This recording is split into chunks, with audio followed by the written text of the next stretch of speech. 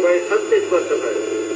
त्यस पश्चात 1990 सालमा सिक्किममा सारा भारतका नेपालीहरूको एउटा नेपाली भाषाभाषीको एउटा बैठक बस्यो र यो बैठकले भारतीय नेपाली राष्ट्रिय परिषद भन्ने एउटा संस्था जन्मायो अनि त्यसको प्रेसिडेन्ट अध्यक्ष मलाई बनायो। त्यहाँदेखि हामीले हाम्रो अभियान सुरु गर्यौं।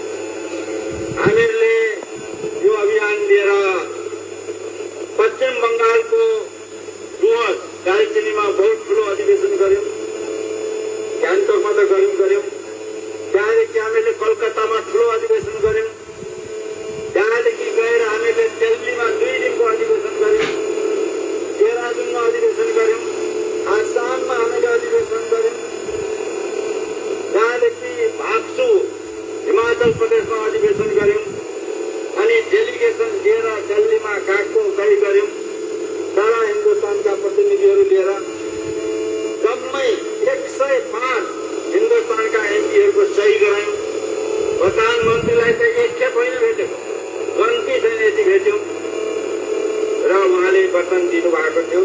गृहमन्त्री एसपी चौहान र प्रधानमन्त्री केपी नरसिंह राव उहाँले वचन दिनुभएको थियो। त्यस अनुसार यो सप्ताहमा बिल ल्याउँछु भनेर र उहाँहरूले यो अब ल्याए।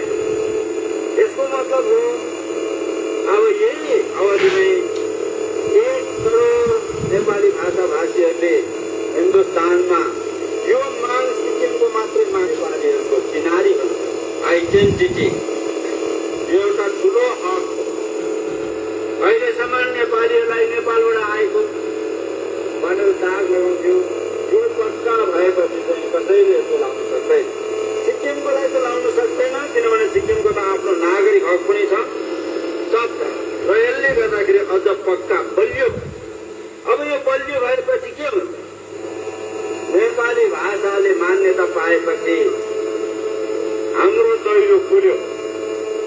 अब हामी जहाँ पनि पस्न सक्छौं।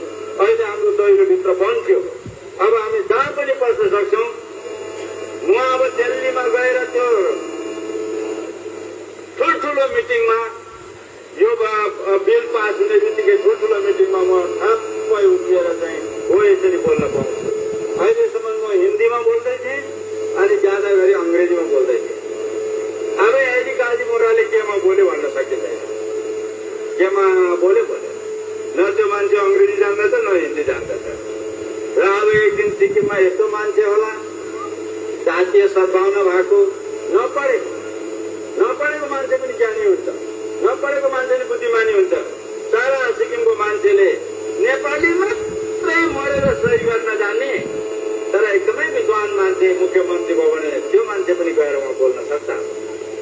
त्यति मात्र होइन, नकुरी टाकैमा जम्मै दैलो खुल्यो। हाम्रो नानीहरूले अहिलेसम्म अंग्रेजीमा लेख्नुपर्छ ठुल्ठुलो परीक्षामा हिन्दुस्तानको। अब हाम्रो नानीहरूले नेपालीमा लेख्छन्, उनीहरूलाई नेपालीमा सोधिन्छ, नेपालीमा लेखिन्छ र जम्मै अफिसहरूमा हिन्दुस्तानको सबै अफिसमा जहाँ पनि खाली ठाउँ हुन्छ त्यहाँ नेपालीले पनि अब स्थान पाउँछ। यो त सानो उपलब्धि होइन, यो 50 वर्षसम्मको यो लडाई संघर्षपछि यो पाउँदैछ। र यो तपाईहरू हेर्नुहोस्,